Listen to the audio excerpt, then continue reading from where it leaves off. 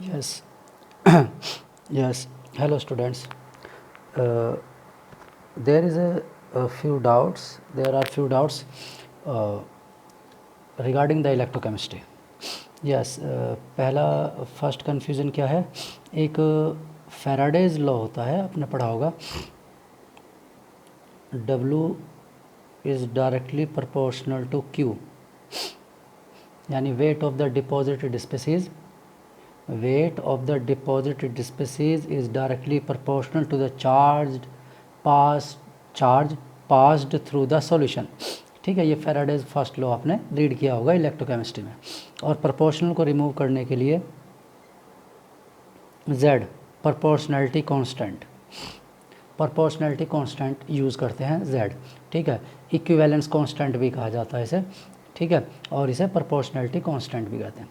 W, अब ध्यान से देखिएगा, W is the weight of the deposited species, weight और मास ऑफ द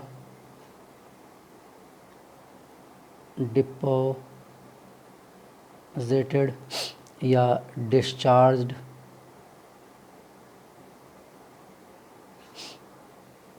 और रिलीज्ड स्पीसीज। ठीक है, ध्यान रखना, इसका हमने क्या मटेरियल लिया था उससे कोई रिलेशन नहीं होता है। W क्या होता है, जो डिपॉजिट होगा, यानी कि किसी इलेक्ट्रोड पर डिपॉजिट होगा एट ए पर्टिकुलर इलेक्ट्रोड। ठीक है, किसी इलेक्ट्रोड पर जो डिपॉजिटेड होगा, डिस्चार्ज होगा या रिलीज होगा, जैसे वो गैस भी हो सकता है, सॉलिड भी हो सकता है, ठीक है, लिक्विड भी हो सकता है, वो डिपेंड करता है, उससे हमें कोई रिलेशन मतलब है नहीं इस न्यूमेरिकल का। तो लेकिन वेट उसी का होता है जो डिपॉजिट, जैसे कॉपर सल्फेट यूज़ करेंगे, लेकिन डिपोजिशन किसका हुआ, कॉपर का, तो यहाँ वेट कॉपर का लिखा जाएगा, कॉपर सल्फेट का नहीं होगा। ठीक है, अगर ऑक्सीजन गैस का ऑक्सीजन गैस रिलीज़ होती है तो ऑक्सीजन का वेट लिखा जाएगा, कितना रिलीज़ हुआ उसका। कॉपर सल्फेट लिया है या वाटर है या कोई और मटेरियल है, उससे कोई रिलेशन नहीं है। क्यू क्या होता है, क्यू आपको पता ही है, क्यू इक्वल टू होता है आई इंटू टी। ठीक है, क्यू की कूलम चार्ज होता है, और ये आई एम्पियर करंट और टी सेकेंड्स, तो एम्पियर इंटू सेकेंड, ये तो आपको पता ही है, फिजिक्स में ही पढ़ते हैं। ठीक है, अब ये जेड को सॉल्व करने की बात आती है कि ये जेड क्या है। ठीक है, जेड की वैल्यू कैसे सॉल्व करते हैं, जेड क्या होता है, जेड इक्वल टू होता है इक्विवेलेंट मास अपॉन फैराडे। ठीक है, 1 फैराडे ही होता है। इक्विवेलेंट मास तो हम अभी सॉल्व कर लेंगे, मैं दोबारा लिख देता हूँ दूसरे तरीके से, equivalent mass upon 96500 coulomb charge, approx इतना होता है। वैसे ये 9647 समथिंग कुछ होता है, बट न्यूमेरिकल्स में 96500 कूलम चार्ज लेते हैं। 1 फैराडे की वैल्यू होती है, यानी चार्ज ऑफ 1 मोल। 1 फैराडे होता है charge of 1 mole electrons, 1 mole electrons का चार्ज होता है। ठीक है, और 1 मोल होता है 6.022 इंटू 10⁻23, और एक इलेक्ट्रॉन का चार्ज कितना होता है 1.602 इंटू 10⁻⁻19 कूलम चार्ज। ठीक है, ये इतना चार्ज होता है, तो इसके बेस पर हम इसे सॉल्व कर लेते हैं। ठीक है, ये वैल्यू आ जाती है इसकी, चलो 9650 अप्रोक्स ये आ जाता है। अब ये इक्विवेलेंट मास कैसे सॉल्व करते हैं, इक्विवेलेंट मास होता है molar mass upon N factor, और डिवाइड में 96500 तो रहना ही है। ठीक है, अब ये एन फैक्टर यहाँ मेनली कैसे यूज़ करते हैं, कैसे सॉल्व करते हैं। एन फैक्टर होता है number of electrons, number of moles of electron take part in reduction or in oxidation or in redox reaction। जितने भी इलेक्ट्रॉन पार्टिसिपेट कर रहे हैं, ठीक है। वैसे एन फैक्टर वैसे भी सॉल्व कर सकते हैं, जैसा आपने 11th क्लास में स्टोकियोमेट्री में पढ़ा होगा, उसके बेस पर भी सॉल्व कर सकते हैं आप इसे एन फैक्टर को, ठीक है। लेकिन इसे आपको अभी इलेक्ट्रोकेमिस्ट्री चैप्टर में नंबर ऑफ इलेक्ट्रॉन के बेस पर ही सॉल्व करना है कि कितने इलेक्ट्रॉन रिलीज हुए इफ़ देयर इज़ रिडक्शन, कितने इलेक्ट्रॉन गेन हुए इफ़ देयर इज़ रिडक्शन, और कितने इलेक्ट्रॉन रिलीज होते हैं इफ़ देयर इज़ ऑक्सीडेशन। और अगर वो डिसप्रपोर्शनेशन रिएक्शन है, ठीक है, या प्रॉपर बैलेंस्ड इक्वेशन है, तो उसमें रेडॉक्स रिएक्शन बन गया वो, और प्रॉपर कंप्लीट रिएक्शन है तो reduction electron should be equal to the oxidation, तो वो रेडॉक्स इलेक्ट्रॉन की क्वांटिटी होती है, ठीक है। वो डिसप्रपोर्शनेशन के केस में होगा ये वाली लाइन तो केवल डिसप्रपोर्शनेशन के केस में, डिसप्रपोर्शनेशन, अगर डिसप्रपोर्शनेशन है तभी ये यूज़ होगा, अदरवाइज़ नहीं यूज़ होगा, क्योंकि जर्नली या तो स्पीसीज़ का रिडक्शन होता है या जर्नली उसका क्या होता है ऑक्सीडेशन में, यही तो होगा। अब अगर वो same he element undergoes in reduction and same element undergoes in oxidation, तो वो डिसप्रपोर्शनेशन है, तब तो रेडक्स का एक काम है, अदरवाइज और इसकी रिक्वायरमेंट होगी नहीं, ठीक है। मेनली इलेक्ट्रोकेमिस्ट्री में एक स्पीसीज़ का रिडक्शन होता है तो दूसरे का ऑक्सीडेशन ही होता है, अलग अलग स्पीसीज़ ली जाती है।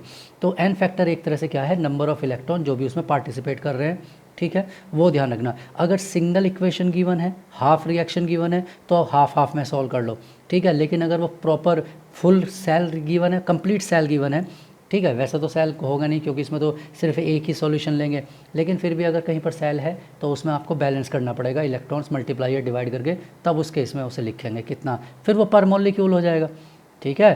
तो पर मॉलिक्यूल के लिए एन फैक्टर तो सॉल्व करना ही होता है, N factor is for per molecule, number of moles of electron per molecule, मैं लिख भी देता हूँ पर मॉलिक्यूल, ठीक है। Number of electrons per molecule take part in reduction, एक मॉलिक्यूल के लिए कितने इलेक्ट्रॉन पार्टिसिपेट कर रहे हैं, क्यों, क्योंकि मोलर मास किसका लिखेंगे हम, एक ही मॉलिक्यूल का मोलर मास लिखेंगे, मतलब 1 मोल का ही पर मोल मॉलिक्यूल, नंबर ऑफ मोल्स लिख लिया ना हमने पर मोल। अगर आप मोल हटा देंगे तो यहाँ से भी मोल हटा दीजिए, ठीक है, मोल से मोल हट जाएगा, रिमूव हो जाएगा, तो नंबर ऑफ इलेक्ट्रॉन्स हो जाएगा, तो number of electrons per molecule या number of moles of electron पर मोल ऑफ द मॉलिक्यूल, पर मोल मॉलिक्यूल, ठीक है। तो वो मोलर मास, क्योंकि एक मोल का मास होता है, 1 मोल का मास होता है, इसलिए वो एक मोल यानी एक मॉलिक्यूल के 1 मोल का मतलब मीन्स 1 मोल मॉलिक्यूल्स होंगे, 1 मोल मॉलिक्यूल्स, वो तो आपको पता ही है एवोगाड्रो नंबर होता है इतना तो, ठीक है। चलिए, तो इस तरह से आप जेड को सॉल्व कर सकते हैं किसी भी क्वेश्चन के लिए। चलिए second,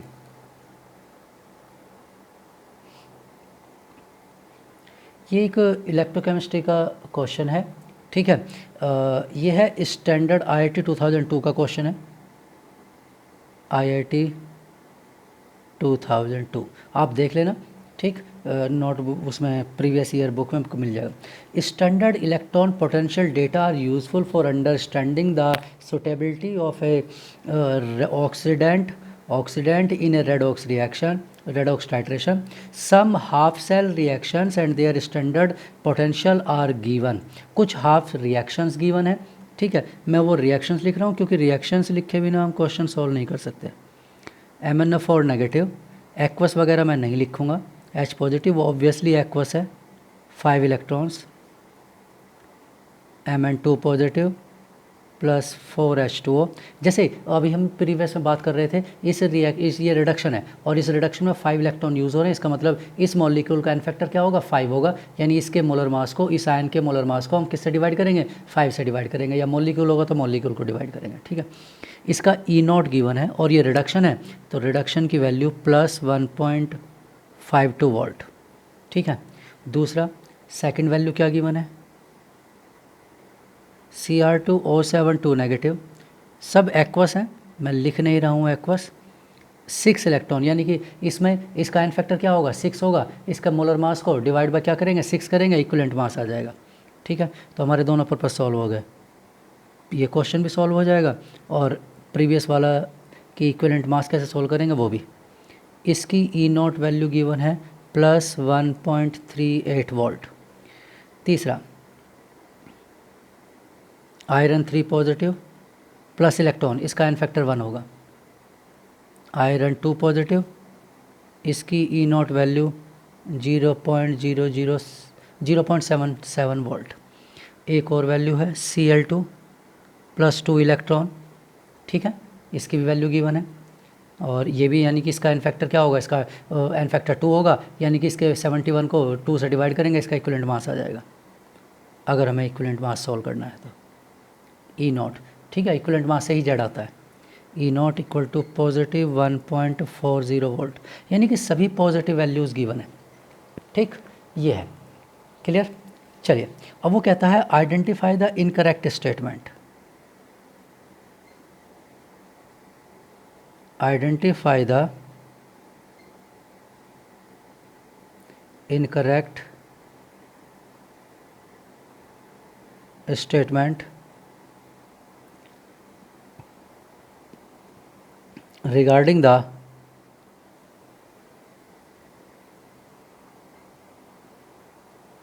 quantitative estimation of FeNO3 twice, ठीक है। FeNO3 twice का क्या करना है, हमें एस्टिमेशन करना है। FeNO3 twice, अब ठीक है, और इनकरेक्ट स्टेटमेंट पता है। पहले मैं आपको समझा देता हूँ कि क्वांटिटेटिव एनालिसिस का मतलब क्या है। क्वांटिटेटिव का मतलब है क्वांटिटी फाइंड आउट करनी है, ठीक है। और किसकी क्वांटिटी फाइंड आउट करनी है, Fe। इसमें नाइट्रेट का कोई रोल नहीं है, ठीक है। नाइट्रेट नाइट्रेट 1 नेगेटिव है, आयरन 2 पॉजिटिव है, ठीक है। तो सॉल्यूशन लिखते हैं हम इसका, इन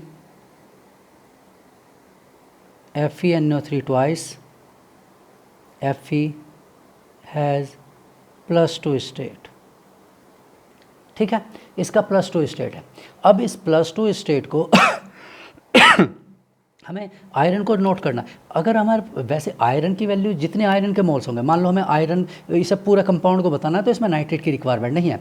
आयरन 2 पॉजिटिव है, अगर हमें 2 पॉजिटिव की आयरन की वैल्यू मिल जाती है, आयरन 2 पॉजिटिव की वैल्यू यानी Fe2 पॉजिटिव की वैल्यू को हम फाइंड आउट कर लेते हैं, Fe2 पॉजिटिव को। तो जितने Fe2 पॉजिटिव होंगे उतने ही Fe3 NO3 ट्वाइस होगा, NO3 का ट्वाइस यही होगा ना, जितने, क्योंकि एक मॉलिक्यूल में एक Fe2 पॉजिटिव है, तो अगर ये एक है तो इसका मतलब इसका भी एक मॉलिक्यूल प्रेजेंट है। इसका 10 एस्टिमेट किया, अगर हमने 10 सोल्व किया इसे, तो ये भी 10 है। अगर हमने इसे 100 सोल्व किया तो ये भी 100 है। हमने इसे 1 मोल सोल्व किया, इसका मतलब ये 1 मोल है। इसे हमने 2 मोल सोल्व किया तो ये 2 मोल है, ठीक है। यानी कि जितने मोल्स इसके होंगे, तो मैं लिख देता हूँ, number of moles of iron 2 positive will be equal to the number of moles of NO3 twice, FeNO3 twice. जितने मोल्स आयरन 2 पॉजिटिव के होंगे उतने ही मोल्स इसके मॉलिक्यूल के होंगे। तो आयरन 2 पॉजिटिव को सोल्व करना है, ठीक है। ध्यान रखना, ओनली आयरन 2 पॉजिटिव, यानी हमारा एस्टिमेशन किसका होना चाहिए, ओनली आयरन 2 पॉजिटिव का होना चाहिए, किसी और का एस्टिमेशन नहीं होना चाहिए साथ में, ठीक है।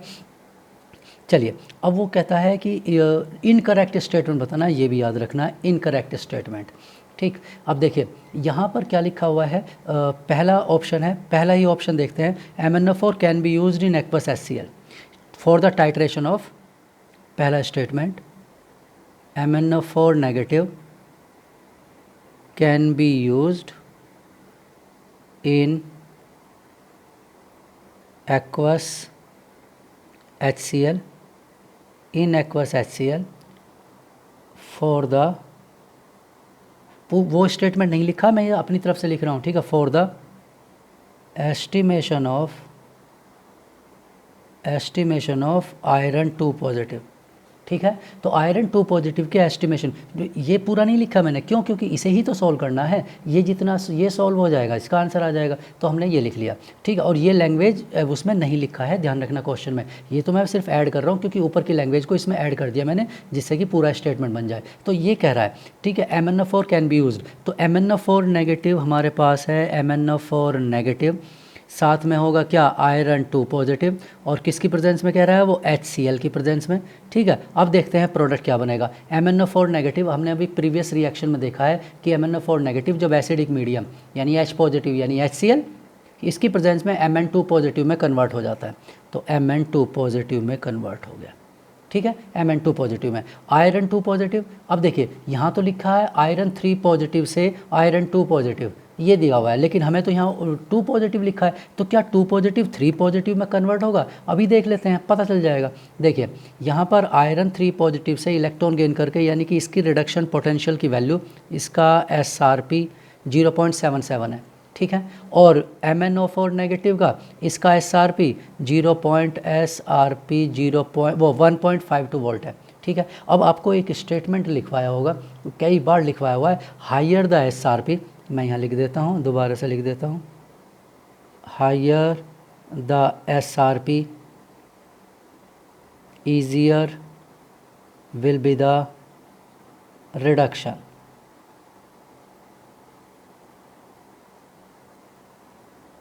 ठीक है, ऑफ दैट स्पीसीज, ठीक है। तो दो में से जिसका हायर SRP होगा उसका रिडक्शन इजीली होगा, यानी इन दोनों में से किसका SRP हायर है? इसका SRP हायर है, इसका मतलब इसका रिडक्शन होगा। अब ऑब्वियसली अगर इसका रिडक्शन होगा तो दूसरी स्पीसीज़ का क्या होगा? ऑक्सीडेशन होगा, यानी कि ये आयरन 2 पॉजिटिव किस में ऑक्सीडाइज हो जाएगा? 3 पॉजिटिव में ऑक्सीडाइज हो जाएगा।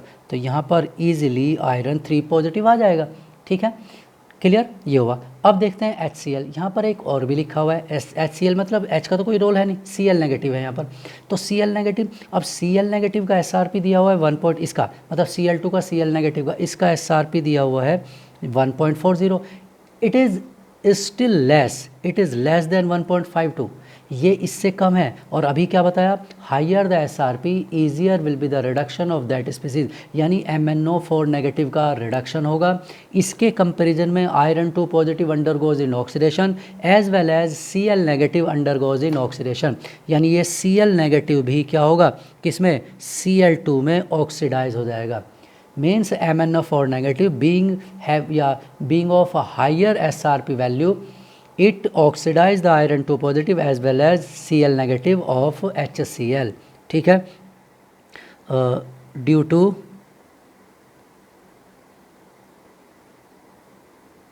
having higher SRP value, MnO4 negative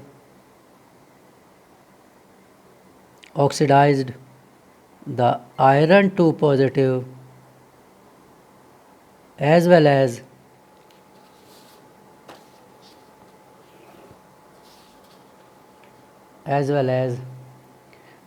Cl negative of HCl, ठीक है। तो वो दोनों को ही क्या कर देगा? रिड्यूस। अब इसका मतलब क्या हो जाएगा? Number of gram equivalent of, estimation की बात कर रहे हैं, number of gram equivalent of MnO4 negative किसके इक्वल होंगे? Number of gram equivalent of iron 2 positive plus number of gram equivalent of Cl negative या HCl, Cl नेगेटिव या HCl, यानी कि अब KMnO4 इन दोनों के सम के इक्वल होगा, यानी कि आपका आंसर सिर्फ आयरन 2 पॉजिटिव नहीं आएगा, आयरन 2 पॉजिटिव के साथ साथ किसका आंसर आएगा? Cl नेगेटिव भी उसमें इन्वॉल्व होगा। लेकिन हमें तो क्या चाहिए? मैंने क्या लिखवाया? Only iron 2 positive should be non, iron 2 positive non होना चाहिए। क्यों? क्योंकि अगर आयरन 2 पॉजिटिव नॉन होगा तभी इसकी वैल्यू आएगी। अगर यहाँ आयरन 2 पॉजिटिव के साथ साथ किसके मोल्स लिखे हुए हैं? Cl नेगेटिव के मोल्स हैं, तो मैं लिख देता हूँ and number of moles of iron 2 positive plus number of moles of Cl negative not equal to the number of moles of FeNO3 twice. इस दोनों के मोल्स का सम इसके मोल्स के इक्वल नहीं है, इसके मोल्स तो केवल इसके इक्वल हैं। इसका मतलब है कि, और KMnO4 ऐसा नहीं कर पा रहा है, MnO4 ऐसा नहीं कर पा रहा है, ठीक है। तो इसका मतलब है कि यही आंसर है, यानी इसे आप यूज़ नहीं कर सकते। अब क्या CrO4 2 नेगेटिव में एक और समझा देता हूँ, बी ऑप्शन भी समझा देता हूँ। वैसे आंसर तो आ चुका है लेकिन फिर भी मैं इसे एक्सप्लेन कर देता हूँ, ठीक है। बी ऑप्शन को और एक्सप्लेन कर देता हूँ। ये लिखा है CrO4 2 नेगेटिव, CrO4 2 नेगेटिव नहीं होगा, ये गलत लिख दिया है ये, चलो कोई नहीं, Cr2O7 2 नेगेटिव होना चाहिए। वैसे कोई दिक्कत नहीं है, ये भी +6 स्टेट है, ये भी +6 स्टेट है, ठीक है, पर मुझे लगता है इसमें शायद गलत लिखा हो। Cr2O7 2 negative can be used, printing mistake हो सकता है, can be used in aqueous HCl। आगे का स्टेटमेंट मैं अपनी तरफ से लिख रहा हूँ, for the estimation of only iron 2 positive, ठीक है, मैं यहाँ भी ओनली लिख देता हूँ जिससे आपको क्लियर हो जाए, फॉर द एस्टिमेशन ऑफ